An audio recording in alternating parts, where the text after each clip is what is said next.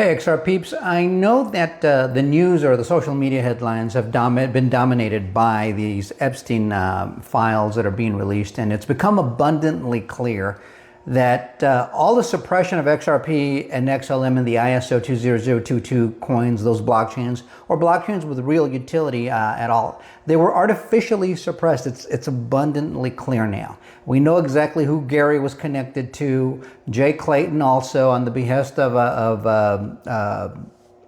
well, you know what, the island guy, I guess is the best way to call him. And so you're seeing all of this stuff happening, and it's abundantly clear. But before we get to some of the meat and potatoes of that, it's going to be very brief. I'm going to tell you something that's really good news. In spite of the market turmoil, in spite of gold and silver going down, we're getting a little pause in the markets. I bought a heck of a lot more digital assets this last weekend, especially XRP. I really loaded up on that, and I'm pending one more really large purchase, hopefully, if we get that another big dip. I think we should get one more sometime this week, maybe. We'll see. I can only hope we do. If we do, then I'll be making a bigger purchase. But in spite of all of this, Ripple always continues to integrate, be adopted, continues to grow its ecosystem internationally. And what do I mean by that? They just got an electronic money transmitter license over in the EU through Luxembourg. And here's the announcement. Here's one of the announcements from Cassie Craddock over there, and says that some more exciting license news in Europe. A couple of weeks ago, we heard from Luxembourg's CSSF that Ripple had received preliminary approval for the EU, or Electronic Money Institution License, EMI is I guess what it's called. I can now share that we have fulfilled the conditions that were set by the CSSF, resulting in Ripple being granted its EU EMI license, a transformative milestone that allows us to scale our mission of providing robust, compliant blockchain infrastructure to clients across the EU. We are now better positioned than ever to help European businesses transition into a more efficient digital-first financial era. And here's the announcement from over at Coin Bureau. It says Ripple scores full EU money license, which is big, right? Ripple has officially received a full electronic money institution license from Luxembourg's regulator. This means Ripple can now operate regulated digital payment services across EU nations. This strengthens real world. And Paul Barron adds a little commentary on it. He says Ripple has officially secured its full EMI license from Luxembourg, while others still wondering what, WTF just happened. He's talking about the markets and the pullback. Ripple now holds 75 plus global licenses, including the two most critical financial hubs, London and Luxembourg, and that's just happened here recently. Also, let me see, he says, with full passporting rights across all 27 EU nations, the gateway to institutional adoption of XRP and RLUSD is officially now wide open. Once this happens in the US with clarity, you know what to do. And here's a little graphic to go along with it. But I mean, we got Britain, right? We just got the UK the other a couple of weeks ago. We got that license approved. We've got the one over here in Luxembourg, EU. We're good to go over in Japan. We've got the United States is going to be. I mean, we've already. Oh, you know what? Here's something I want to share with you. The issue with the Clarity Act and yield. Coinbase is upset because they're going to be left out of the party. But why is Ripple not more upset at the idea that banks don't want us to get yield? I guess I don't know what was wrong with me. I just hadn't thought it through clearly. But Ripple's already a bank, man. They got that conditional approval. They're going to get approved. It's done. I mean, they got it. So they can provide yield either way. So they win no matter what, and they have legal regulatory clarity. So Clarity Act, whether the banks chime in or not, doesn't matter to Ripple because, well, they got the license. And banks didn't want them to get that. But guess what? What's done is done, baby. We have it. And so just keeping that in mind, that's Ripple's ace up their sleeve. But no matter what's going on with the markets, all the turmoil, the Epstein emails, government lockdown, it does not matter, guys. The financial system is kaput. It's done. And so this new one is being built very quickly. I mean, it's being built at warp speed, so to speak.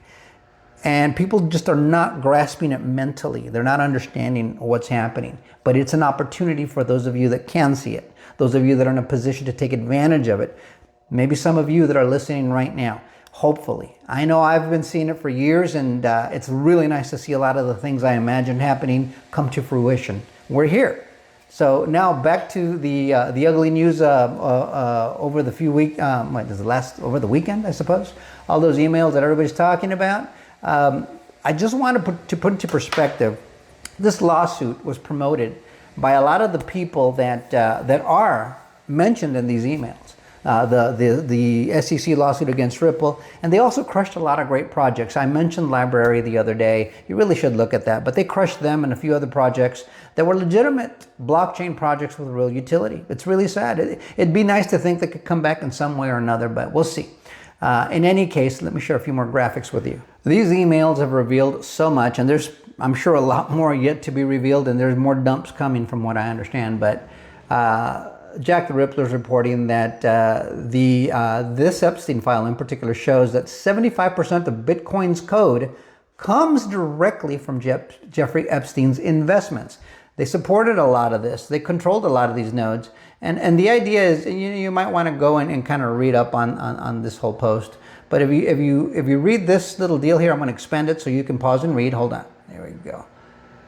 There we go. I am going to just leave it there for a second so you can pause, copy, or do whatever, screen grab this thing and read it. But it's pretty clear that these sinister people were connected.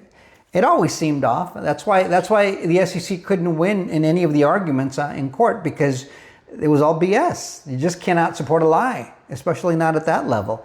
And so, Ripple knew it was just a matter of having enough time and money to get past these people.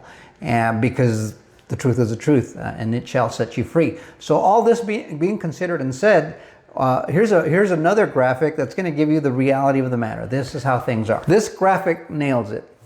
Those are your Bitcoin partners. This guy, all the media that they pay off and support, guys like Gary Gensler, maybe even people like Liz Warren, all the banks, JP Morgan, all those banks that are colluding with these guys, all the politicians, mostly Democrats, but a lot of Republicans as well.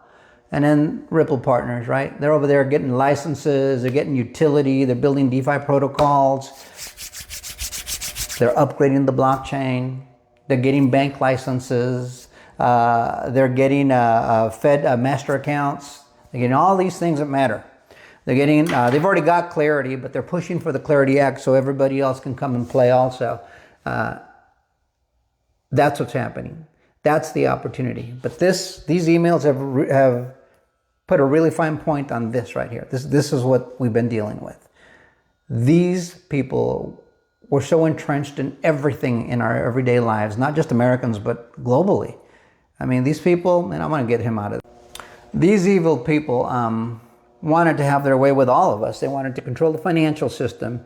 They wanted to blackmail politicians and wealthy people and people in positions of power to shape the world in an image that suited their needs, their wants, their desires.